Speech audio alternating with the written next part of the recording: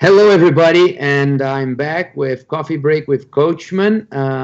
This weekly show that we started actually last week. Our first guest was Dr. Marcelo Calamita, and today we have another very, very special guest. Actually, the guy who motivated me to start this show.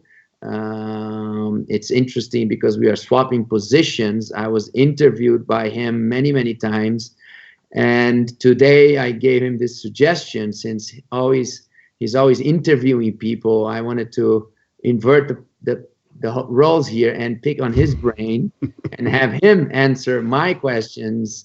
And this is Kirk Behrendt, somebody that became a great friend of mine, somebody I admire since I watched him many years ago, first time on stage.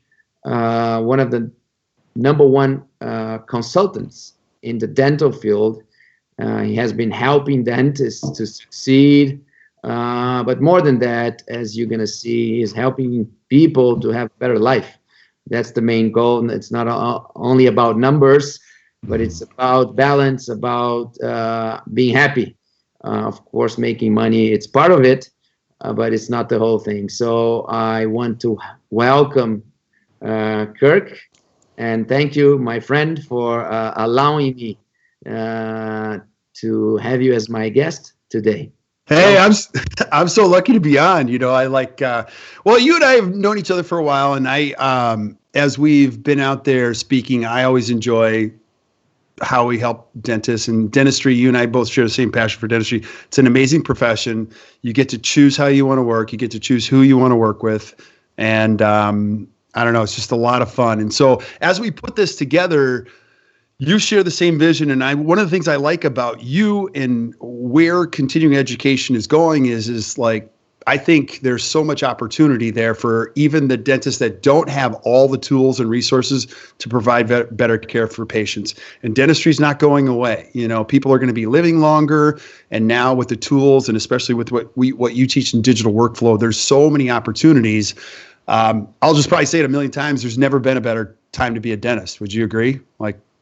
I think it's a very cool time. I don't like to settle on the same spot. So for me, it's a fun time. People may be a little bit stressed with all these changes and uncertainties, but for me,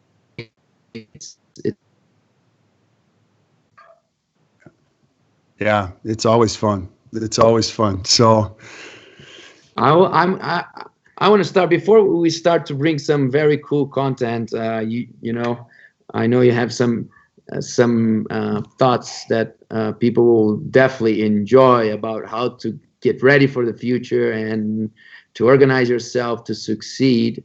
As you're not a dentist and you're not a dental technician, what the hell are you doing? I have no idea. I didn't even go to the dentist before, so no. My parents were broke.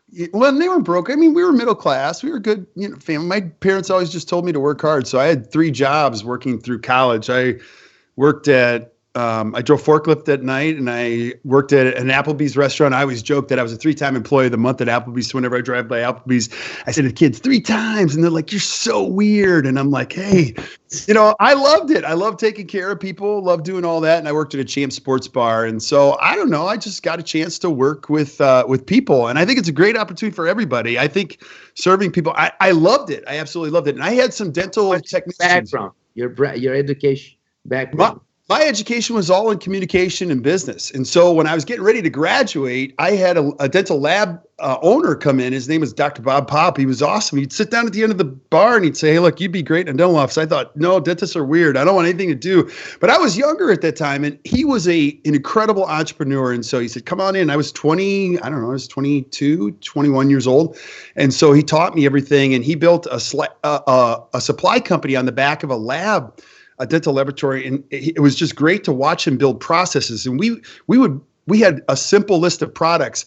Now, we were servicing over 600 dentists, and I was young at the time, and he built it to a $3 million company in no time. And so it was just fun to watch him build that, and it lit my fire. And so at the age of 24, I just decided to go on a journey and just kind of check and see what was out there. And I ended up landing in Scottsdale And there's a lot of opportunity out there. And I got to be a part of one of the biggest coaching companies out there. And it was so much fun. And I went to a place already focused on dentistry or consulting in general? Yeah, I mean, I landed a great place called the Schuster Center. Dr. Mike Schuster was out there, and then I got a chance to, I bounced around to a lot of different things. I went to a place called the Pankey Institute. I'd never heard of the Pankey Institute. I thought it was kind of a peculiar name, but I loved it. I mean, I had Erwin Becker as my C1 instructor. They called it C1 back then.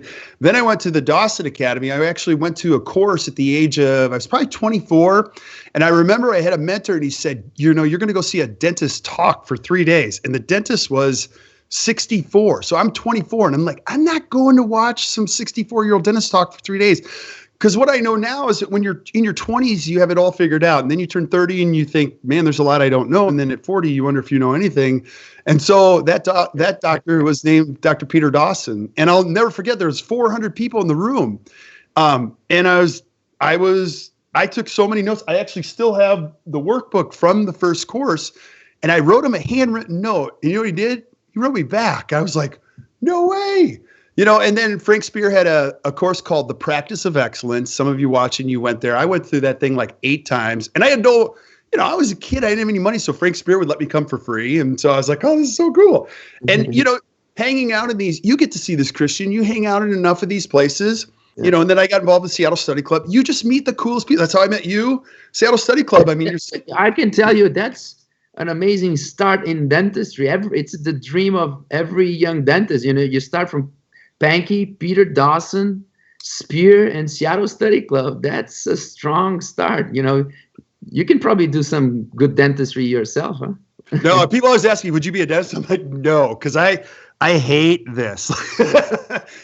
But I love the teaching. I've always wanted to be a teacher. So now I get to teach, and then you introduced me to John Coyce. And so we've had a chance to work. So I say this, if you're watching, just hang out in the right neighborhood.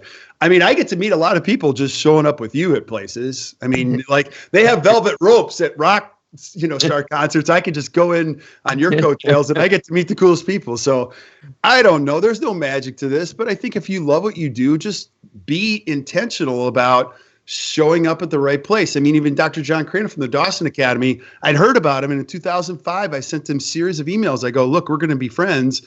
I like what you're talking about. And I showed up at a course and I said, we're going to be buddies. And he's like, I'll decide that, And to this day, he's still one of my greatest instructors, greatest mentors. I mean, he teaches me so much stuff about great restorative dentistry and the mind of a dentist.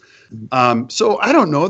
I think what you can learn is infinite. Don't you agree? At one point, probably you understood that dentists needed help in anything or everything besides doing good dentistry, right? Yeah. Well, doesn't everybody need help though? Dentists. I found dentists love working on teeth. They go into it because they have a passion for the science or the technical knowledge. And they also knew somebody in dentistry. Christian, you come from a long line of dentists. I mean, are you the 8th generation of dentists? Six. Oh, 6. Okay. So you knew it was a good life before you got into it. And so, but what dentists find out is they're like, which is probably no different than any profession. They're like, wow, I got to manage people. I have to run a business now. I got to figure this out. This is more than I bargained for.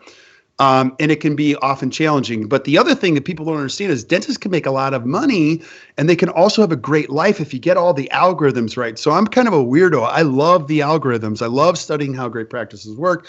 And I got a great team around me. So I don't know. It's a lot of fun. I just wake up every day. I pinch myself. My kids are like, you love your job. I go, I love it. No, I think dentistry is a very unique environment because dentists, they have to control so many things from the technical, clinical side. They have to learn so many aspects of what they do. I usually say that dentist needs to be a little bit an artist, a psychologist, a scientist, a craftsman. We need to understand biology, function, structure, aesthetics. We need to understand technology. We need to be an engineer, a little bit an architect, everything in one professional.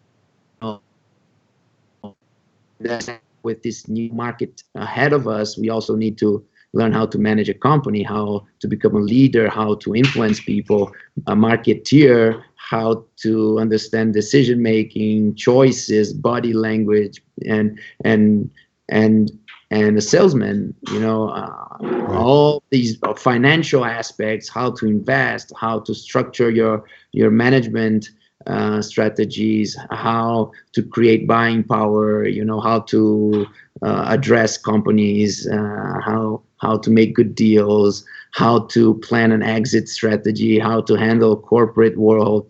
It's impossible, right? So I think more and more we see the corporate world coming in, but we see dentists that still want their freedom, want to own their own business, and they need support from people like you. So I think it's probably a very interesting moment for a consultant to see this landscape and see how you can help dentists to succeed on this crazy new environment for dentists.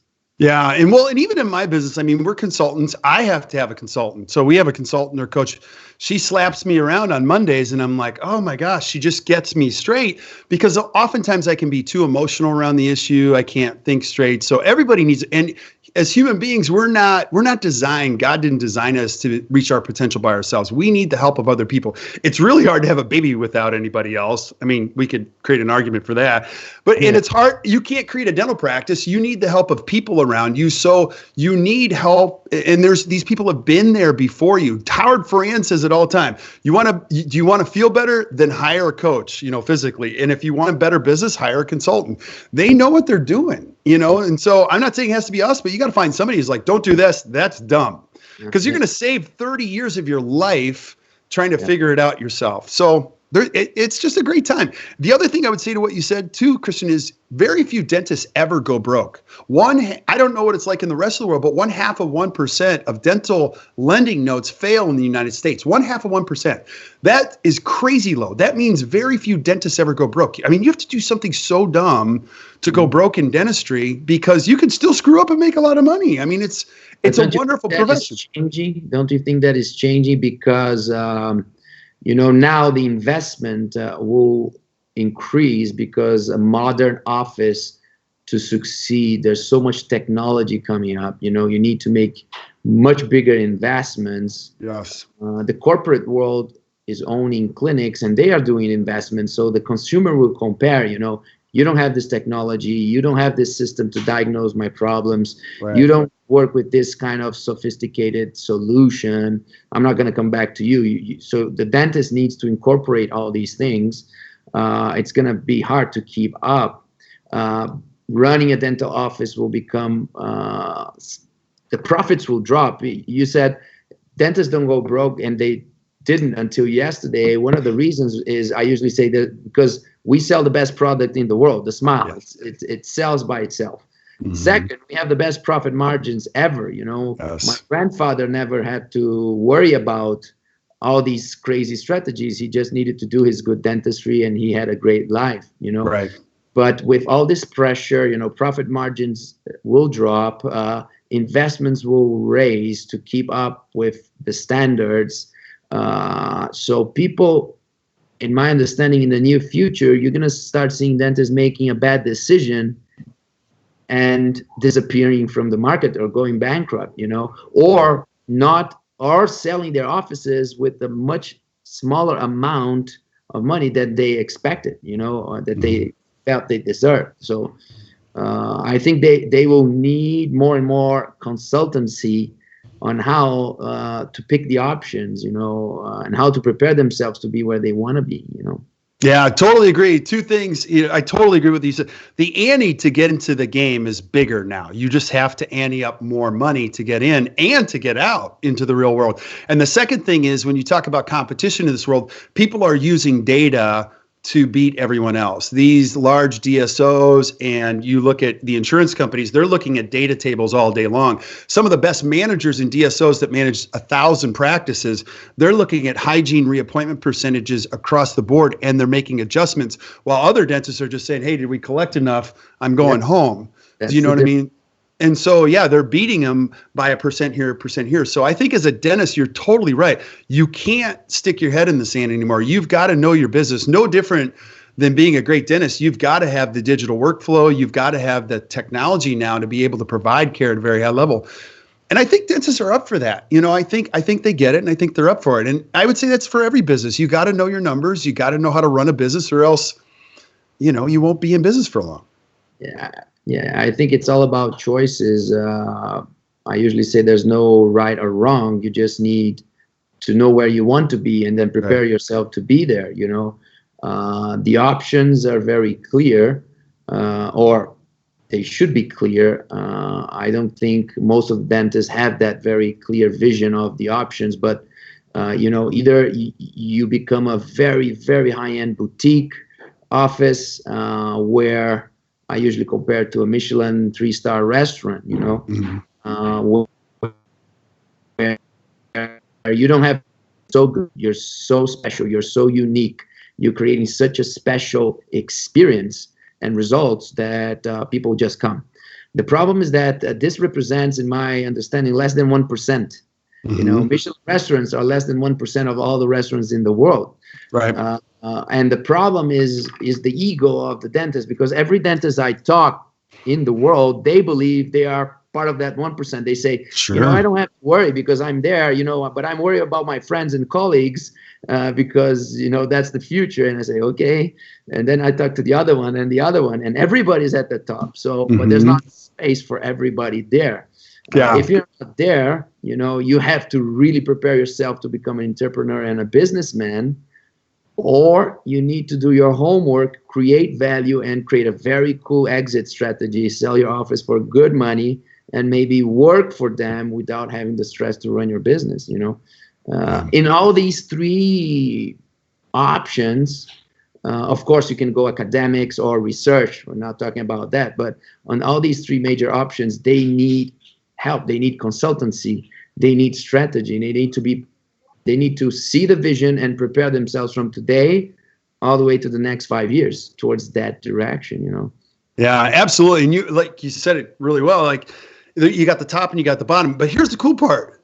It's not the top that's crowded. It's the bottom that's crowded. So you're right. There are very few people up there, but there's so much opportunity in that. And if you're watching this podcast, you already know you're trying to escalate that ladder, and there's plenty of room as you start to move up there. You just got to be committed to the journey. And I always say this, there are people that fix teeth and there are people that change lives. It's not the same business. You've just got to be committed. No different than a Michelin restaurant never says, hey, look, we make food here. No. We create experience. We make people's lives a little bit better. We give them a whole entire experience. And that's, I've heard you talk about that. That's really, when you get really good at selling the experience and understanding the variables of it, that's where you can really have a lot of fun with this.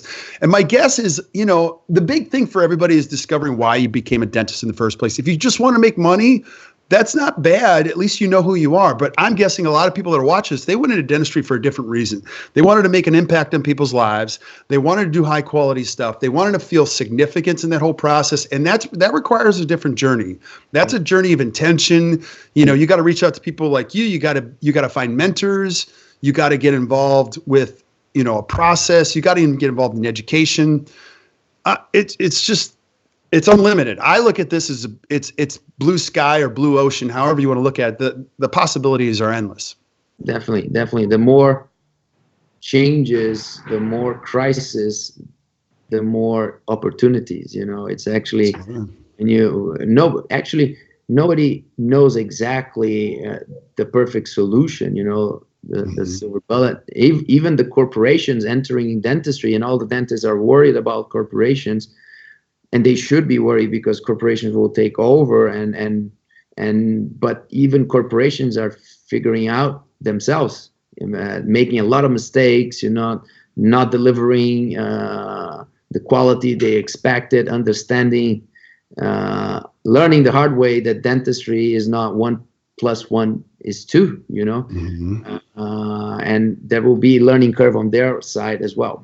And that means opportunity again, Right. I believe that a new profession will grow drastically in dentistry, and that is dentists with experience, with clinical experience, with the great business vision, or with a very organized thinking process, will be hired by corporations to run their structure.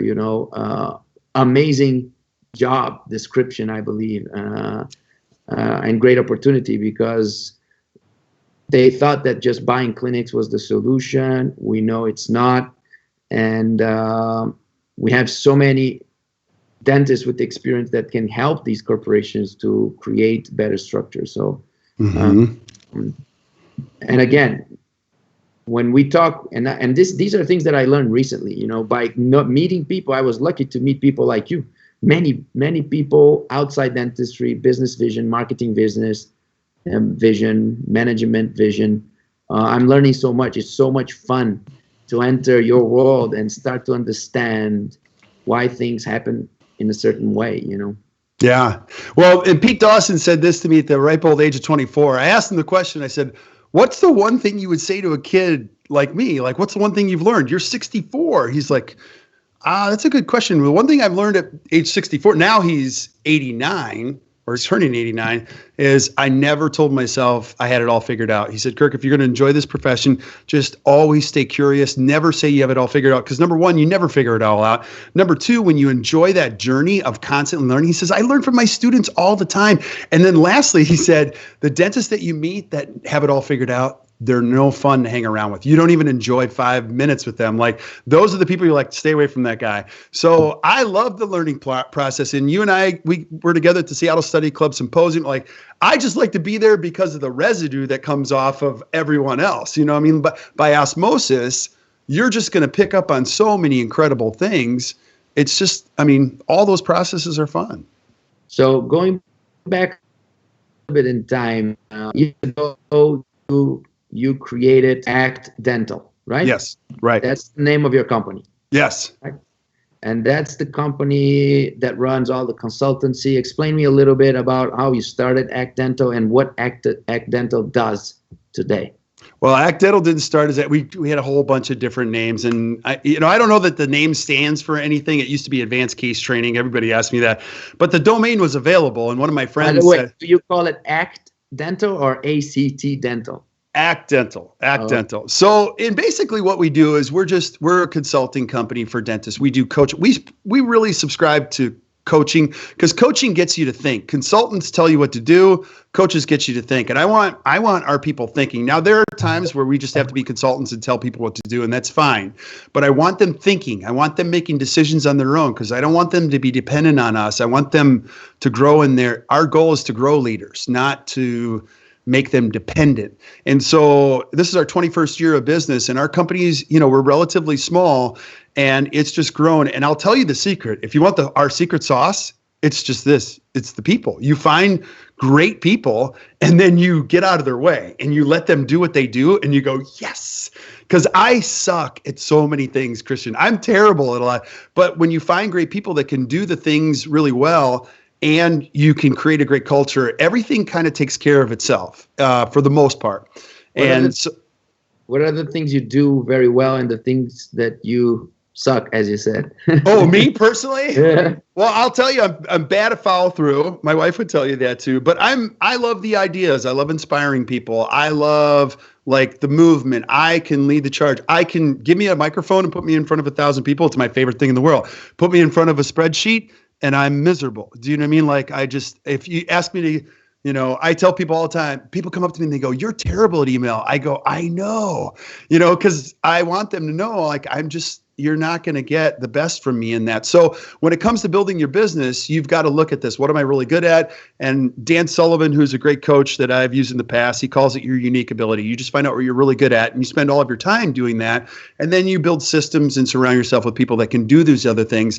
And two things happen. Number one, you experience more joy. Number two, your business is always more productive. So I try to spend as much time doing this kind of stuff, talking to people that I enjoy, and creating energy for, what can happen in dentistry. So our process is built that we basically do three things. we do I think dentists have to have three things in order to be successful in the future. You got to have a great mindset coming in. Number two, you've got to have a process or a workflow that you're committed to. And number three, you got to be able to execute. Any dentist that can really get everybody on the same page, thinking really well, the dentist has to think really well, first of all, and you get people around you thinking really well, that's half the journey. Like, here's a good one. There are so many people that are confused by working extended hours or expanding their capacity to grow their practice, and they can't. You can work Saturdays, Sundays, weekends, and you can grow your practice, but your life falls apart. And really great dentists that think really well don't do that. They're like, no, I only have so many hours. 32 clinical hours is all you can give. And we have more dentists in this country working 7 to 3 straight through without a lunch, and their production goes up every time. Every time. They leave at 3 o'clock. And they get to be with their families. They get 8 hours after their day is done, and they go, this is crazy. But they don't think like everybody else. And it's important that you got to think that people come into your office, they want what you have, and that they'll pay for that. And that's another challenge. I mean, half of our day is spent trying to get people to think the right way. Don't think that way. Haven't you seen that? Yeah. Actually, you mentioned this recipe, and I wanted to explore a little bit more, because I think one of the key factors of being a good teacher or consultant or coach is to organize the thinking process, Right. Take it down into bullet points or steps or numbers, Yep. and because then you're able to make people understand the process, Yep. and that help the dentist to become the teacher, the coach of their own staff. That's always a key factor. It's not only the dentist understanding the process, but is convincing the team, convincing the staff, getting everybody on board. Because many times I see dentists that don't have this communication skills, this leadership, and they hire a consultant. The consultant comes and he hires to train the team. That's hard. Because then the consultant leaves, and the leader, the dentist, the owner, didn't change actually his own mindset. He didn't change himself to lead the continuation of the process. So I believe you need to change first the leader. You need to become that leader to be able to contaminate your staff with that new vibration, this new vision of how to run a modern practice. Yeah. Well, it's no different if I was to come in and tell somebody how to be a parent, and the parent left. I'm saying, and I'm talking to the kids, and I'm like, you guys got to be good kids. And here's what I want you. If the parent is involved in this process, it's not successful. No. Do you have dogs, Christian? Do you have any dogs? No. Okay. So have dogs. So I have 2 dogs. I took them for dog training. I'm like, I told the lady, fix my dogs. I was there for 5 minutes. I'm like, oh, this isn't about the dogs. She goes, it has nothing to do with the dogs. You're the problem. I was like, oh. So she fixed me, and I did what she said, and now I tell the dogs, go in the kennel, and they do it. I'm like, that's crazy. So when you run a business, it's I don't know who mentioned this, but it's called the law of the lid. The business will never grow beyond the leader. The leader becomes the lid. And so the first step of any leader is to start moving in the right direction. What's going to happen is you're going to have less tolerance for the way things used to be. You're also going to attract a better team member. Most dentists they sit and complain and go, I can't find any great people. There's none out there. I go, well, it's not out there. That's a problem. Nobody wants to work for you, buddy. Like if I'm a good team member and I'm crazy good at dental assisting or anything, I'm going to pick who I'm going to work for. And I'm going to enjoy this process that's heavily invested in me. And that's huge. I don't think, my team and I, we talk about it all the time. Nothing trumps organizational health, except not having it. So organizational health, you have great people, healthy people around the table. That's all you need to get started in this whole process. And when you talk about the process, I'll go a little bit deeper into mindset. The first step in mindset is just core values. I think one of the most valuable experiences or exercises you can do as a dentist is core values. Just identifying who you are. Like there's not usually 10 of them. There's usually 4 core values that drive you. They're your heart, they're your soul, they're behind your motions, because anytime you find a team member and their core values match up, it's magic. When core values don't match up, I don't care how good they are, it never works. No different than referring to an associate or anyone else. Core values help you get really clear. It's called self-awareness. And then when you can tell people who you are and why you do what you do, it attracts other people. If you're a dentist watching this, your favorite patients are the ones that care about the same things that you care about. Your least favorite patients, they don't care about the things that you care about. And so you spend your lifetime trying to convince these people, and they don't care. So spend your time with the people where it doesn't have to be perfect. But for the most part, we care about the same things. You and I share a wonderful friend, Bill Robbins. Bill Robbins is one of my favorite people on the planet. You know why? His core values just make me smile because he's a great human being who does it for the right reason. He cares, you know? And he attracts people that are like him, so it's not a difficult conversation. So I don't know. There's a lot of possibility there. So what are the critical steps to succeed? You said there's three. There's three. Number one, mindset. And you'll find in any leadership, in any process, a great one here in the States is Nick Saban. Nick Saban is the coach at Alabama. He's won 6 national championships, from 2 different schools. People ask him the question all the time, how did you do this? He goes, it's a 3-step process. All CEOs use the same 3-step. This is not a magic recipe. It's the same recipe. Number one, mindset. I got to get everybody in my organization thinking the same thing. We have to believe that what we do changes people's lives. We're not serving food here. We're changing people's lives. We're giving them a better experience. Number two, you got to have a process. You got to have systems. You got to have a workflow. You teach the digital workflow. Everyone's got to be committed to the process and the systems. Even if you don't agree, we're all doing the same thing. I've got teenage daughters. They don't always agree with what the system is, but you're going to follow it while you're under this house. You know what I mean? And so it makes everybody happy. And then number three, the third step is you have to be able to execute, because you and I can sit here and talk about ideas all the time. The winners are the ones that execute. They put a plan in place and they make it happen. Some dentists will sit there and they'll watch this. They'll watch 75 podcasts, but they won't do anything about it. The ones that execute always win. And I'll take done over perfect almost any day, because perfect is often hard to do in this. I don't want it to be bad, but I don't want it to be undone. And so when you can think and things get done, it creates a lot of confidence in your business. Perfect. I think let's go a little bit deeper. Let me ask you, pretend I'm your client and I'm hiring you. Okay, Christian, focus.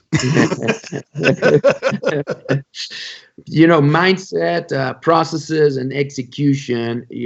I think it's a great way to put. We know it's easy to convince people that's the key factor to succeed. Now, what I see in dental offices, the mindset, I see that dentists they have to spend a little bit more time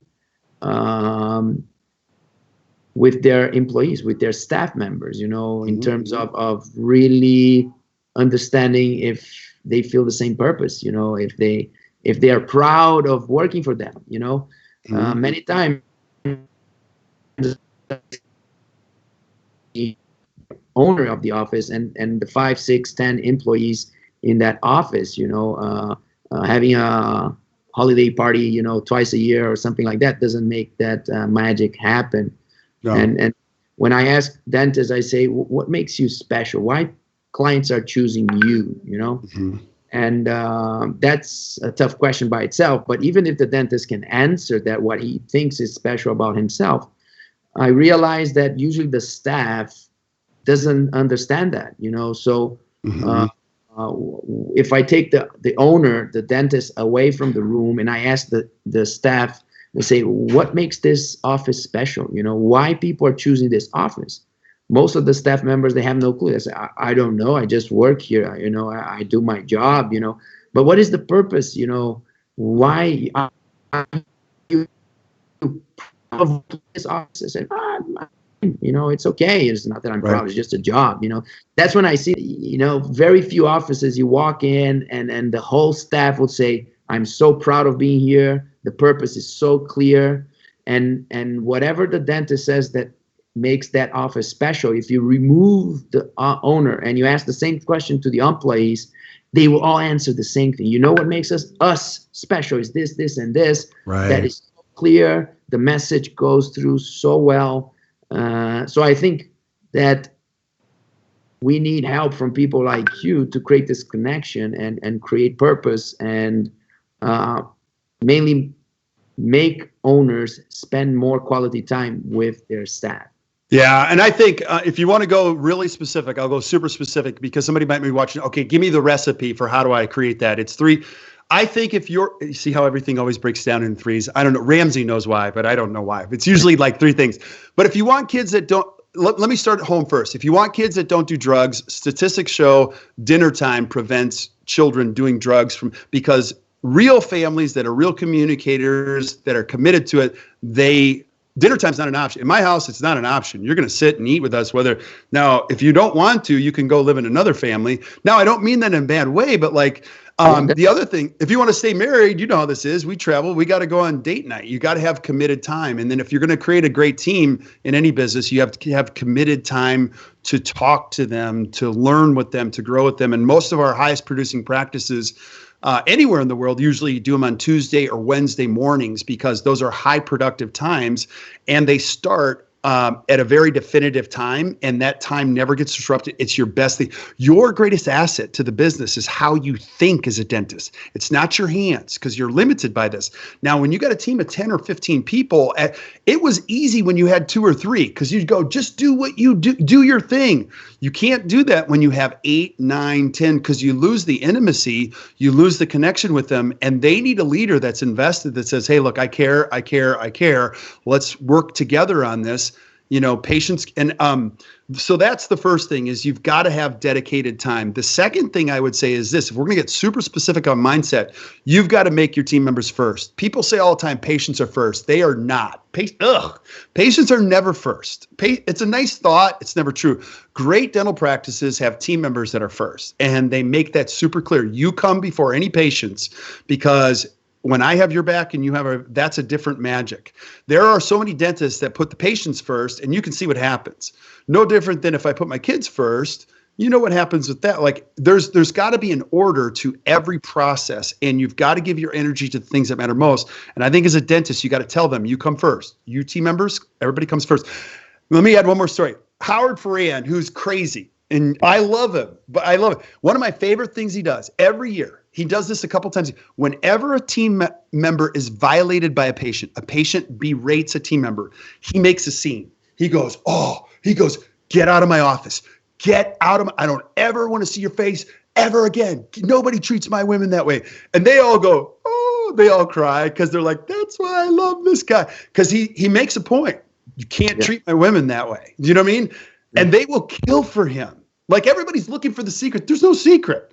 Like put the things first that matter first, and everything else takes care of itself. But that means this shouldn't be a strategy. Should be you. Should be a natural behavior, a team player, somebody that cares about people. That's the problem.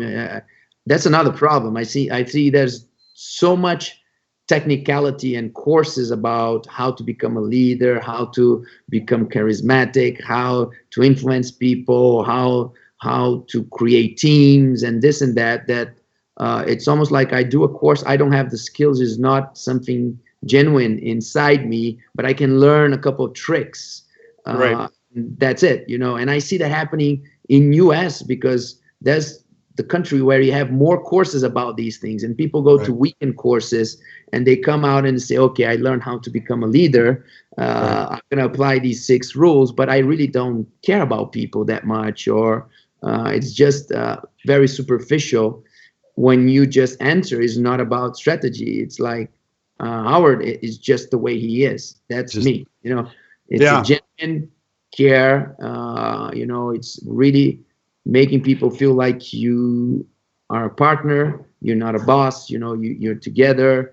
You really think that. Right. You're not making for a strategy. Right. And I totally agree with that. You can't teach people to care. And when you get stressed, you just have these things that happen that aren't natural. Like when you have a lot going on and you have financial stressor, no different than I am. Like you just don't act like you should, and you're like, you make a mistake and you're like, I think the key is that we all need to be reminded of our actions every day. Like I tell dentists all the time, look, you got to remind yourself, I'm going to remind you, they come first. You know what I mean? And you got to keep that motion. Also, when you have set time where you land the airplane and you fix it on the ground, that's a different motion than trying to fix an airplane in the air. It's chaos trying to fix an airplane in the air. That's why in a practice, you got to land it and say, hey, we're not answering any phone calls. We're going to work together for the next 2 hours and improve our processes. I care about you guys. Let's get better every week. And as a dentist, you don't need to be perfect. If you're making a little progress every week, you're so happy. Like, I think this, as a dentist, you just got to do a little better than last year. Your team has to be a little bit better. You have to be, when you're doing, we expect it of our children. I got a 4th grader. How many times should a 4th grader go through 4th grade? Once, right? Like, they got to get it done. And he's got to go on to 5th grade and 6th grade. So I think when why do we have to always get better? Why? Because the human condition won't allow us to be the same. Christian, you're not watching a podcast because you want to be the same.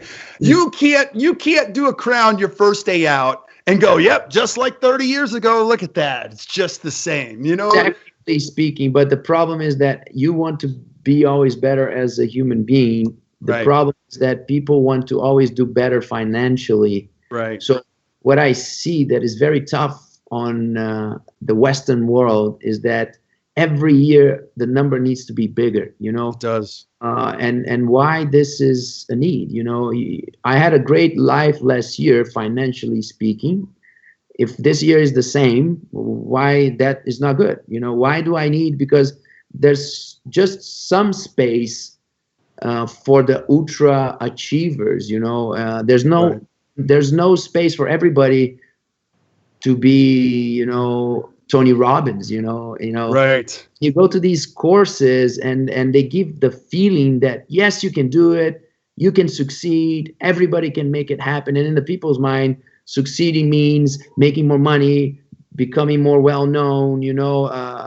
That means that next year needs to be better than this year. And that creates a crazy cycle that makes people very aggressive, you know. Do you think that, you know, modern leaders will genuinely care more about people? Yeah, well, let me say a couple things about this. First of all, in dentistry, making money is the byproduct, because you see dentists all the time. Money's their goal. So there's a big mess right here when money becomes your primary goal. When you do this right, you get great systems, great people. Christian, you already make more money than you ever dreamed of. You know, all of us do. We never dreamed we'd make this much money. And the second thing I would say is there's a certain point in your life where no more money brings any more happiness. You're going to get to a certain point, everybody's got to find it, where the more money you add, it doesn't add to more happiness. So I would say the bottom line is this. Now, I'm older. I'm 48, so there's a possibility I'm playing the back nine, which is I may have less light in front of me than I do behind me. So money isn't the most important thing. Like, it's important, don't get me wrong, but at the same token, it's not about, ooh, how much money can I make? There's certain things that you want to accomplish in that whole process. So you've got to be thinking really. I heard a speaker say this a long time ago, said, the best definition of success, if you have children, is this. It's what your kids say when they describe you. My dad is blank. And then he said, you get to influence what they put in that blank. Now, I think that's pretty powerful, because I don't know that anything would bring me any more joy than what they might say. And I'm hoping that they say good things. Do you know what I mean? So, you know, in money, Frank Spear taught me this years ago. He said, you guys, don't think that you're going to do these big cases and everything's going to be wonderful. Big money, big expectations, very big expectations. There's no CEOs in the world that make $10 million that go, yeah, my life's not that stressful. It's pretty cool. I go to work in flip-flops and shorts. I'm there for 2 hours and I leave. No. There's crazy high expectations. No different than LeBron signing a contract at LA or any of the great soccer players in the world. There's a lot of pressure on Messi and Ronaldo. They got to win. I mean, over by you guys, you got to win or people like riot in the streets, you know, type of a thing. So there's more money, more expectations. And so, yes, I think it's a good measure. And don't get me wrong, everybody wants. Now, one more thing I want to say about money. It isn't always top line. Even the stock market that drives the world is driven by one thing. It's bottom line. It's actually profit. We never sit in the stock market and wait for reports that say production reports. It's all about earning reports. I don't care how big a company is. I'm not investing in it unless it makes money. And I think it's no different than a dentist. It's not about producing more, because there's a certain point where you just can't. You can't produce anymore. Now it's optimizing profit, which might mean adjusting your fees, taking a look at your schedule, getting better at what you do. So you got to be looking at all those, because if you're a dentist producing 1.6 million and your only goal is to get to 2, you're giving up something to get there. And my guess is it's probably not good. So you got to be smart about what you go after, because you're going to give up something to go after what you want. It's a very tough balance, it's right. A very balance too. I wish we could all break even and make people around us happier. I wish we could have a stock market on happiness, Oh man, this year I made more people happier than last year. My stocks are going up, What about money? Oh, I'm doing the same money since the last 10 years. Is more than enough for me. I'm on a happy stock market, happiness market. Well, I think you're totally right. And I think that's actually happening. The new economy now, I would actually say this. I think the new rich is time. People that have the ability to do what they want with their time, those are the wealthiest people in the world. The most unwealthy people we see, they don't have any time for anything. They're stressed. They're so busy. Like, I run a dentist, they're like, oh, I'm so busy. I'm like, that sounds horrible. Like, there are dentists that I've met this summer that are working 5 and 6 days a week. I'm like, it's the summer. I know, but I'm so busy. I'm like, that sounds terrible. Like, I think time is critical. What money allows you to do is use your time, right? And it's got a relationship. So the more that you can study the numbers and have somebody help you understand, look, you don't need to work an extra day. Get rid of that day, cut back your hours, get patients to come in the hours that you work. You're going to make more money. You'll get a greater result. You'll have happier team members. And dentists go, oh my gosh, that works. I'm like, yes. And tell that patient to pay. And they're like, well, nobody wants to pay. I'm like, focus. You know what I mean? What you do is valuable in people's life. You have to believe that money spent in your office is some of the best money people could ever spend. And if you're watching this and you don't believe money is spent in your office is a good investment, that is a deadly disease that works its way through your entire organization, and it's killing your practice. You got to believe what you do is crazy. What if I had a restaurant and I go, Christian, nobody likes paying for this food here. They hate it. You know what I mean? Like, no one would come. You got to believe, so. So step number 2, process. Because when we talk about process workflow, if you're an engineer, it's pretty clear. You have on your genetics, on your DNA, to build a bridge, you need all the steps and everything needs to be organized, and you learn in school how to do that. If you're a businessman, you learn how to create a business plan, how to structure all the processes involved to get from A to Z. Right. If we are a dentist, we are supposed to do the same when we treatment plan, but we know that that's already, in my opinion, the toughest part of dentistry, becoming a very good treatment planner, exactly because we are so trained to do things well and not actually to see the big picture or to organize the processes, to create efficiency. I don't see many dentists talking about, okay, I've been doing this for 20 years, 30 years the same way. How can I deliver the same exact thing with 0.2% more efficiency, with 5% more efficiency, the same thing, efficiency on time, efficiency on materials, efficiency on number of appointments. There's so much that can be done. And usually I believe that dentists don't think usually about it because we are in the comfort zone, because historically we've been making good money without thinking about efficiency, without thinking outside the box, doing things the same way always. Or usually dentists only change processes when they are convinced on the lecture for clinical reasons. This surgery is better, so I do the surgery because it's more fancy, more sophisticated, or a better clinical result, not because of efficiency from the business standpoint, because I can do the same for less money, or I can do the same in less time, thinking as a business person. So when you talk about processes to generate efficiency, it's beautiful to say, but for us dentists, it's just a huge question mark. What do you mean? Where do we start? How do I, if I'm delivering a single molar crown in 3 appointments and I need, I don't know, 12 hours and I spend this amount of materials, how can I create a better process? Yeah, it's a great question. Now let's talk about why before we create a process, because we talked about making progress. That's important. But the other thing that dentists need is the other P word, and it's called predictability. The higher the level the predictability a dentist has during the day, it's just the happier they are. The lower the predictability, that's when the dentist vein comes out of their neck. Just the parenthesis here, when you talk about predictability, great word. Every dentist loves to talk about predictability. Right. But again, usually we are talking about predictability from the clinical standpoint. Right. I do this and it has a better predictability. Right. But I what I like is to talk about predictability from the process. Okay, well let's pick one of the most difficult processes in the entire world, aviation. Okay, right now in the United States, so it's what, 6 o'clock by you? It's 5 o'clock by me. There are as many as 7,000 airplanes in the air. 7,000 commercial airplanes in the air over the United States.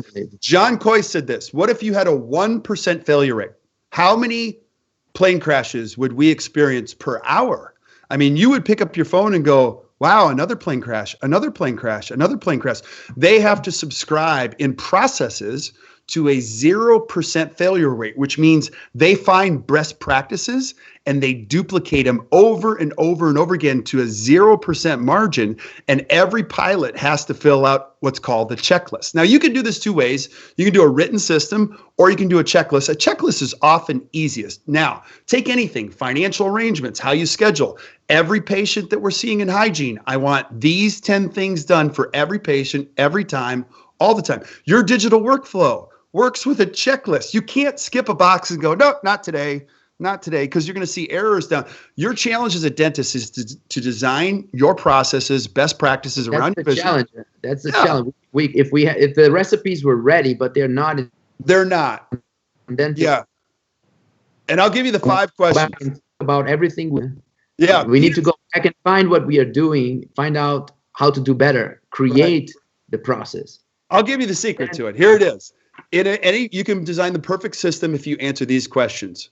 What are we doing? Why, how, where, when, and who? I mean, you could add, if you answer all 6 of those, you have the perfectly designed system. Any system that's not designed doesn't answer these questions. So you could literally just create a box and create all those and just fill them in. Who does this? When do we do them? How do we do them? The why is the most important, though, because you can't. From A to Z, From A to Z. The most simple, like cleaning the room for the next patient. Anything. Okay, that's a perfect one. Cleaning the room. Why do we need to do this? Because our vision states our experience has to be at a level where patients expect this level of service. This is why this has to be done. Who does it? The assistant. When? They do it immediately after the appointment. What are the steps? They do step 1, 2, 3. You never, ever skip a step. In heart surgery, cardiac surgery, there isn't one single cardiac surgeon in the United States that skips a step. They're not allowed to, because that's where infection happens and people die when you skip a step. You can't. My sister works in a hospital and they do what's called a surgical timeout. So when the patient goes under, she goes like this. No one's allowed to talk. Do you know what this first check on their checkbox is? Do you know what it is? When they're looking at an x-ray? I love this. I didn't know what it was either. When they're looking at a chest x-ray and you're a cardiac surgeon, the first place you're looking at is name. I'm like, that's brilliant, because they want to. I said to my sister, why do you have that? She's like, you don't even want to know why we have that system in place, because there are so many times we're looking at an x-ray and it's not the right patient. So they have their best practices systems in place. And my wife was, she was in the hospital a couple months ago, same thing. Every doctor came in and said, what's your name? I'm like, well, you should know her name. And they're like, no, it's part of our system, because I got to make sure I'm talking to the right patient. That's an example of you never skip a step, ever. You're not allowed to. It also allows you to free up bandwidth for the things that matter most, which is. Isn't it amazing to see on a dental office how much there's, how little systems there are? It's like even It's like almost zero. You know, it's the Zero. opposite. It's like improvisation from A to Z. Well, and you know how this is. I already said, like when you have a small team, you don't need them. You go, yeah, just charge her the thing and then get her back. Yeah. But you can't do that anymore. Then, you know, as you get older, you got to go like, oh, step 1, step 2, step 3. My best treatment coordinators, my best assistants, they're checking boxes in every appointment because they don't have to think. They can just connect with the patient. Everything gets done. You open every chart. A great assistant that follows a checklist for even photography, you get that going. And now every patient, all the photos are taken, not a couple like some dentists do. And it's not hidden on a card in a closet in the camera. They're in the computer because a great dental assistant will put. So the whole idea is to answer those 6 questions and create a simple little checkbox and you're half of the way there. And I would say this: do 1 or 2, maybe 1 a week with your team. Say, hey, look, we got to design a system for this. All right, financial arrangements. Who does them? How are they done? When do we do them? What are the steps? And then you have everybody sign it on the bottom and you go, look, we all signed this. Commit to it. Yeah. And I always say this. And the purpose. Yeah. I had mentors a long time ago that taught me this. If it isn't written down, it doesn't exist. So if you have a system, it's got to be written. Don't you agree that, you know, it's a very intense paradigm shift for a dental office? You know, number one thing is that you need to be charismatic, you need to care, so the staff is on board, committed to all these things. You know, otherwise it's impossible to transform a dental office into a airplane. You know. Oh, totally. Yeah. So does that answer your question? Like all your process now, you don't need 7,000 systems. In most dental practices, there's a maximum of 39 or 40 real core systems. You can create other systems. That's fine. But really any dental practice, it's not a complex thing like aviation or heart surgery. It's really kind of a repetitive process. Heck, when I was working at Applebee's, we had to do the same thing every day, the same way. You never came in and said, hey, I want to do this. That's the only way you can scale a restaurant. And I'll tell you, Christian, that's also how the DSOs are beating the private care clinicians, because when they open up a practice, they do it the same way. Yeah, they were born on this environment, so it's natural for them.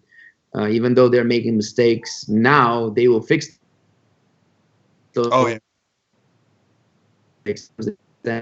How to change things for better. So that's why I believe we all know that the corporate is taking over dentistry, because it's an open field. It's nobody's land in terms of management. And then when you go to running 500 clinics, you know, if you don't have systems, there's no way that can happen, you know. Right. But as soon as they find the solution to manage 500 clinics very well, with very decent quality, with amazing systems, with good professionals, good managers, good marketing team, beautiful facilities, top quality technology, that's the reason why we know they will take over. So clinic owners, dental office owners, to be able to keep the level, or if they're not on that 1% Michelin boutique that you're so good and so famous and so special that you don't need to do anything and people will come, this will go down to less than 1% at the top. Everybody else will have to compete with these amazing corporations, amazing systems, motivated staffs, top quality marketing strategies, decent quality clinical procedures, because they will use systems and technology to keep the level and predictability. And because of that, they will drop the prices. They will be able to survive with the smaller profit margin. And that's when dentists will have to join them or to compete with them. And to compete with them, you need to change the model completely from where you are right now.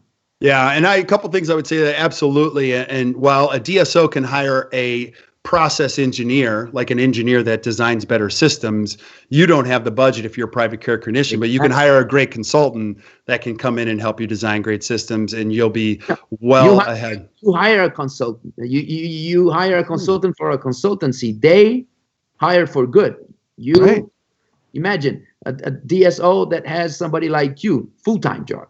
Right. I'm hiring you for a 1 day, a weekend, or whatever, a few minutes a month from you. They hire you for good every single day, implementing this all over, creating systems, Right. and the ideas will start to come out. For example, how to create a system to transform a patient into a fan. Right. How to make a patient, how to give, to feed your client that is happy. Right. But only being happy doesn't mean they're going to talk about you and promote you at all. They're just happy. They are satisfied. Now, how to create a system to transform a satisfied patient into a promoter by doing 1, 2, 3, 4, 5, 10 steps that will make the patient say, aha, I can talk about this. I want to talk about this. Right. That's all. If I'm a company and I hire marketing creative people, I'm going to have on my team for my 1,000 clinics that I own, people thinking only about that, Right. And then bringing to all my 1,000 clinics that solution, the perfect system to increase the numbers of conversion of happy clients into promoters. Yeah, absolutely. And that's an incredible opportunity. First of all, I don't think private care dentistry is ever going to go away because DSOs have their own challenges. But I think that's where the opportunity lies and exists in this whole world is there's a world of opportunity. And so when you get good at the processes, create great mindset, you'll always be in a great place to survive and do really well as a dentist. And the other thing, again, we said it earlier, but the world is getting older by the minute. And so there's going to be an abundance of people and they're going to need what you have to provide. You're also starting to see the trends in medicine where people are leaving the insurance realms and creating own concierge medicine, and they're doing extremely well. So I just think the possibilities are endless in dentistry. And the other thing I've got a bunch of thoughts on this. Dentistry is constantly run by fear, which I'm like, I don't know. People have been saying dentistry's over for years and years and years, but I don't think it is. So it's over. Well, just I heard 20 some years ago that, PPOs were going to go away and it was only going to be HMOs and cash, but that never happened. That just never happened. So actually the world was supposed to end twice in 2012. That never happened. So people have been predicting the end for a long time. And it's just, I don't know. It's like, stop already. It's never the end. There's just reinvention. We're just getting better. They got to go to your courses and get inspired. They got to watch that video. What was the video you made me watch? It was such a good video. What was it? The story of a smile. What is it? It's YouTube. The power of smile. Yes. Tell us about that video. Like I watched that and I'm like, game on. That's exactly the power behind being a dentist. Would you agree? But that's also the reason why we usually stay on our comfort zone as dentists, because the smile is so powerful. It is. Come to us even if we don't do much, and we can have the profit margins because the smile is so important. Healthy smile is so important. A confident smile is so important. So we need to understand and appreciate that video because it makes us proud of being dentists because we transform people's. Absolutely. So, and and that today there's this separation, there's this thing like that the private practitioner against the DSOs. Right. This is what needs to disappear. There's no two sides, Right. They're going to take over because dentistry needs them. We need to run better the processes and we need to treat so much more people, Yeah. There's so many people without dental service. Why? Because there's not enough dentists, because the care is expensive, and this needs to be changed. Yeah. And the only way is to scale up, is to make it more democratic, is to create systems that allow more dentists to do better for more people, is to multiply the processes, and allow more patients to have decent care. Today, to have you need to spend a lot of money. That's not fair. It's either there's no option. Good dentistry, super expensive. Everything that is not expensive in dentistry doesn't have quality, and that's not fair. Right. And I love what you're saying. We're not talking about the elitist dentistry. We're talking about dentists that can go. I think if dentists just provide better care and they make it, I mean, they connect with their patients. I mean, they're always going to be fine. And, you know, if you're sitting here watching this and you're thinking, well, private care dentistry is going away, that's the equivalent of saying those Michelin restaurants that you enjoy, those are going to disappear too. That's not, people are always going to pay for that. I would die if I had to go to Denny's every day. Do you know what I mean? Like, that's not going to work for me. I like paying a lot for food and experience because I value that. And your challenge as a dentist is to create an environment where people want to do that in your office. But you have Maggiano's with very decent quality all over the country, right? The restaurant, the chain, we have so many good chains in US nowadays, really good food, you know. And once in a while, you know, you want to go to a Michelin, but the concept of having a high quality chain will enter dentistry very, very soon. And totally agree. Yeah, it's coming. It's coming. It's absolutely coming. So, and if we have a couple more minutes to finish, Kirk, just a final comment on the third process. So you talked about the 3 things to succeed, the 3 steps: mindset, processes, and the third is execution. So we talked about, you know, the challenges of changing the way you think and bringing the staff on board. That is mindset. You know, the challenges of being creative and create processes and invest time with your staff to go over these processes and create the processes together and really create these new ways of making things more efficient. Now you need to execute. Yes, and this is where it all comes together, because everything else is talk. In the great words of Yoda from Star Wars, there is no try. There is only do, and there's do not. I've graphed it. I've actually graphed it on a circle. Like there's do and there's do. There's no try. Like there's no like you either did it or you didn't do it. And if you know yourself well enough, like I'm in the category of the person who doesn't get things done if I let it go that way. So I've got to surround myself with people and hire coaches in which we just execute them. And if you know yourself well enough, like you just got to say, hey, look, agree the toughest part? Oh, it's hands down the hardest part. Because we see a lot of people very influential on changing the way people think, creating, consulting, and helping people to create processes. But, you know, we have so many great ideas that just don't happen because we don't have enough doers, people that take, okay, give me this. Right. Now, some of you might be thinking, well, on the execution, building all these systems, but let's go to something simple on execution, being on time. Some dentists know I should always be on time, and they execute it. They realize that they're on time. They work hard at being on time. Others don't care, and it creates a huge ripple effect all the way through. Like I don't trust people that are not on time. And it's not that I don't trust them personally. I just don't build any credibility with them. When you're not on time, it screams, I don't care. So if you're a dentist and you're 5 minutes late with every patient, you're screaming, I don't care. It doesn't matter. It doesn't matter what comes out of your mouth, your behavior. That is a perfect example of people that execute really well. They know exactly what has to be done. They are on time and they move on to the next thing. And they do that really well. No different than me telling my wife I'm going to meet her at 5 o'clock, but I don't show up until 6. Is she happy? No, never. But if I show up at 4:55, she's like, oh my gosh, you're early. I'm like, yes, I am. That's I've been working with some business people, and I love, I met many recently doers, like business people that they like an idea. Right. Next week it's done. It's like it's done. It's not perfect. It's not perfect, but it's started. It's already started. It's in action. It's happening, and this is for me the most difficult part of any successful story. We go to congresses and you see so many cool things, and you see we all come back super excited, and nothing happens. Yeah, everybody's back to the same. The same thing. The single highest producing dentist I've ever worked with practices in New York City right off of Park Avenue. And his name is Steve. And Steve executes. So I just saw him a couple weeks ago. When he goes to a course and they describe an articulator or anything, like he doesn't even think about it, he orders it. When I was in a course with him a couple weeks ago introducing concepts, you could see him talking to his team.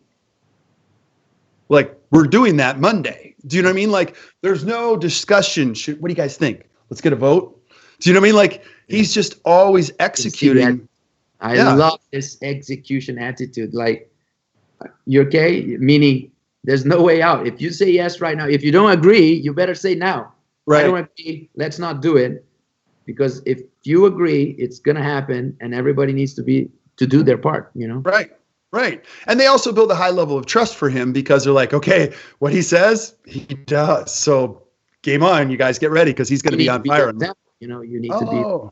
Definitely. Absolutely. And you know, these processes all intermingle. A big part of execution is if you go to a great course, you go to the Coist Center or you go to Seattle Study Club, you've got to schedule a team meeting on the following Tuesday when you get back so that when you land the airplane, you can start implementing what you learned and it doesn't sit on a shelf for a while. And your team is like, just let him cool down for a couple of days because then his eyes will start getting back to where they were before he left for the course. You know, so once you start to put these three together, and again, every week it just gets a little bit better. You layer confidence, no different than layering porcelain. It gets stronger and stronger and stronger. And the team members start to believe in themselves and they have what's called a new normal.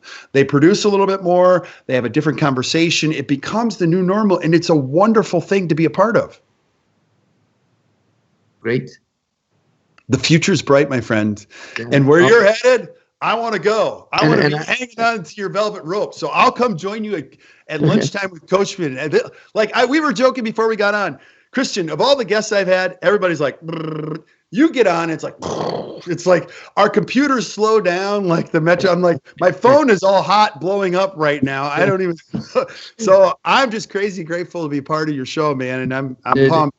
It's a great honor to interview you, to learn even more from you, to have this positive energy. And I have to tell you, you know what? You have so many great skills and great qualities, but there's one that is even better than all the others, and is your amazing smile.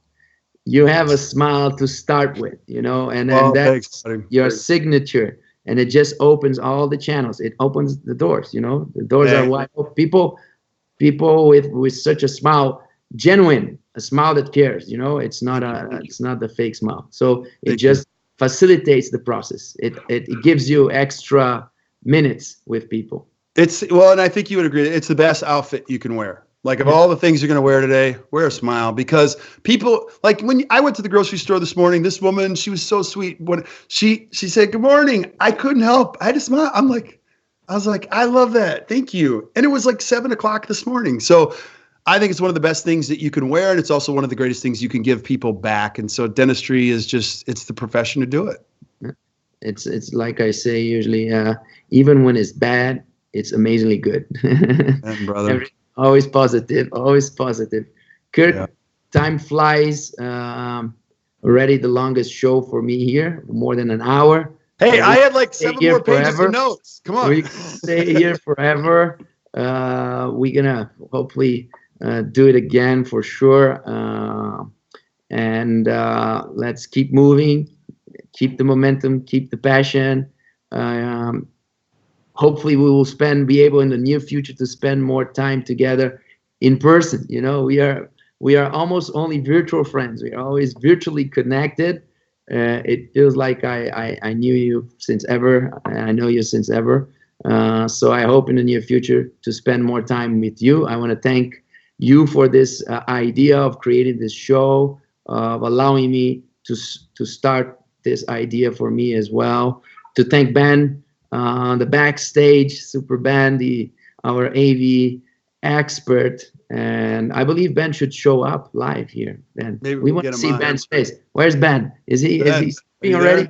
If Ben is there, he's the magician behind the curtain. Profile, his local Ben. I need you live. I need people to know who is Ben. You know, this is happening technically because of Ben. You see, Ben is shy. He doesn't want to open his camera.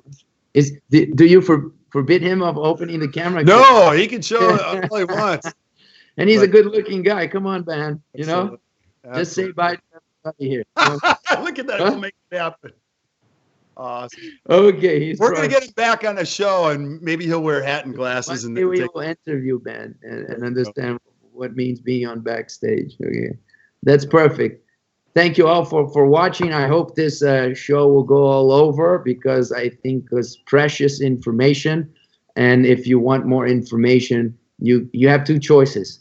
find Act Dental and participate and connect with them, or come to one of our DSD residencies, because these topics we discussed is our number one priority. How to succeed, but success for me, and I know for you as well, Kirk, has a slightly different meaning. It's not succeeding as a company, as a corporation with numbers, but succeeding with time, succeeding with happiness, managing, balancing your life. So thank you all for watching, and I hope to see you next Tuesday. Bye. Thank you, Christian. Ciao.